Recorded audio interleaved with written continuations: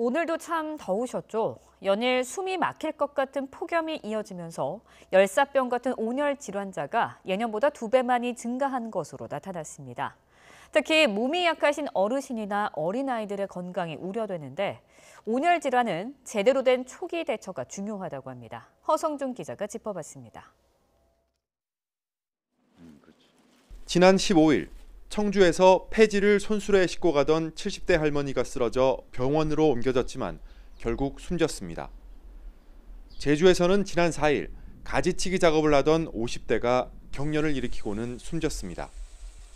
올해 5월 29일부터 지난 22일까지 집계된 온열 질환자는 680여 명. 지난 5년 연평균 환자 수 340여 명보다 2배나 많은 수치입니다. 이 가운데 81%는 이번 달에 온열 질환에 걸렸고 4명은 야외에서 일하다가 숨졌습니다. 온열 질환 가운데 가장 위험한 열사병은 고온에 밀폐된 공간에 오래 머무를 경우 발생합니다. 체온이 40도 이상으로 올라 치명적일 수 있는 만큼 즉시 병원으로 옮겨야 합니다.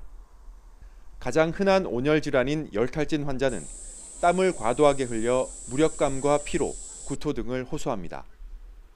체온을 낮추고 물 1리터에 소금을 탄 식염수를 먹으면 도움이 됩니다.